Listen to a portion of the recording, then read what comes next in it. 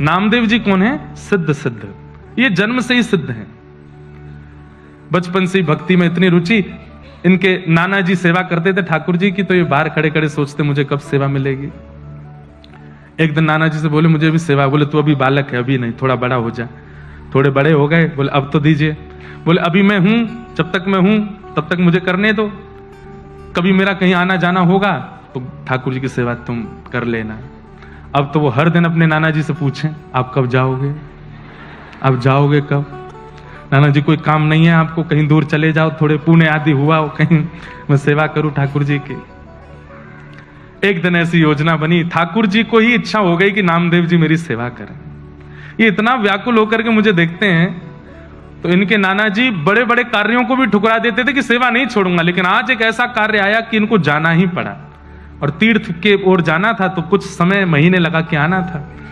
बोले नामा, बोले जी नाना जी, बोले अब तेरा समय आ गया, अब मैं जा रहा हूं तीर्थ में, तू कर सेवा। ओहो, नामदेव जी तो नाचने लगे, बोले ऐसे सजाऊंगा, ऐसे श्रृंगार करूंगा, ऐसे भोग लगाऊंगा, अब तो मैं सेवा करूंगा, अब तो मैं इनके संग आनंद करूंगा। वामदेव जी चले गए, नामदेव जी सेवा में आए। ठाकुर जी की कुछ विधि सेवा की नाना जी बता के गए थे, बिना भोग लगाए पाना नहीं।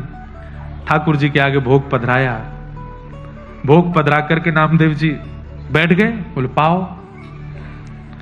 ठाकुर जी चुपचाप खड़े हैं, थोड़ी देर हो गई, बोले आप पा क्यों नहीं रहे, कुछ भोग में प्रसाद में कमी है, पा लीजिए नाथ।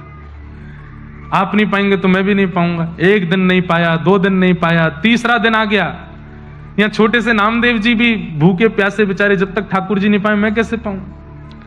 तीसरा दिन जब आया, ठाकुर जी ने आज भी जब भोग नहीं पाया, तो श्री नामदेव जी ने एक छुरी उठा ली और अपने गले पर रख ली।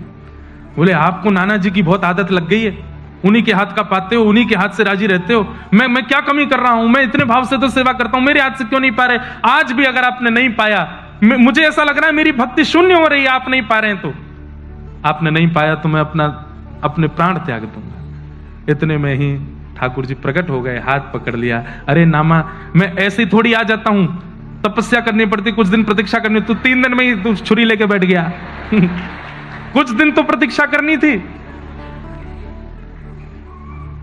कुछ दिन तपस्या कर, प्रतीक्षा कर, फिर आऊंगा। नामदेव जी ने हाथ पकड़, अब आ गए हो तो क्यों जा रहे हो? अब पी जाओ, खा जाओ इसको।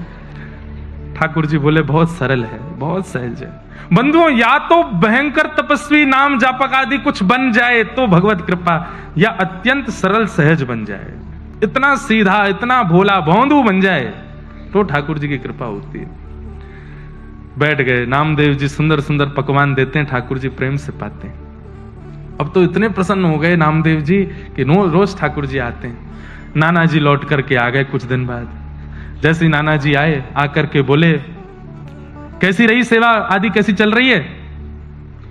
आप ही जाके पूछ लो, भीतर जाके आप ही देख लीजिए। तुम्हारा जैसे वामदेव जी ने प्रवेश किया तो ठाकुर जी अलग ही चमक रहे थे, और मंदिर का वातावरण, आभा, प्रभा, सुगंधी सब कुछ से लगने लगा कि ठाकुर जी सेवा तो हुई है। नामदेव जी को हृदय से लगाया, बहुत प्रसन्न हूं। अब आज से सेवा नाना जी करने लगे, सामने भोग प्रसाद रख दिया, नामदेव जी खड़े खड़े देख रहे थे। अब वो तो थोड़ी देर भोग रख के पर्दा करके उठा लिया। बोले ये क्या कर रहे हो आप? नामदेव जी बोले भोग लगाए बेटा। भोग कहां लगा, इसमें तो सारी सामग्री रखी है, कुछ खाया तो है नहीं ठाकुर जी ने।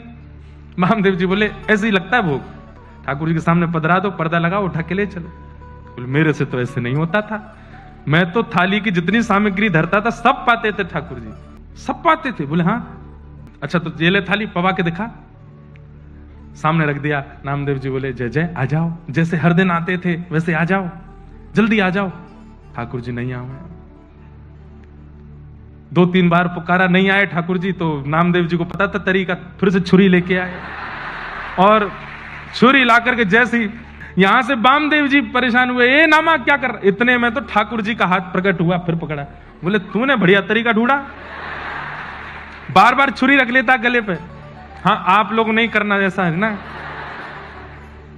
ये सुनकर के करने वाली बात नहीं थी ना, उन्होंने सुना थोड़ी था कहीं से, वो तो जिद थी उनकी अपने आप ही। ठाकुर जी बोले नामा तुझे मैंने बोला था ना, इतनी जल्दी प्रकट नहीं कराया कर मुझे, थोड़ी तो तपस्या, थोड़ा तो धैर्य किया कर, मुझे कितना कुछ छोड़ के आना पड़ता है, पूरा ब्रह्मांड का भार मेरे सिर पर है, सब कुछ देखना होता है, तू समझता ही नहीं है। बोले अच्छा ठीक है, नाना जी को दर्शन दो। नाना जी तो वैसे ही भाव बेहोर खड़े बैठे सामने, इतना जीवन निकल गया, कभी ठाकुर जी नहीं देखे, बारे नामा तेने 3 दिन इतने दिन की सेवा में ठाकुर जी प्रकट कर दिए। ऐसे श्री नामदेव जी महाराज हमारे, ठाकुर जी तो आने को तैयार बैठे हैं, ठाकुर जी तो प्रकट होने को आज भी बैठे हैं। आपके प्रस्तुतिकरण में कहीं कमी है, आपकी सेवा में कहीं कमी है।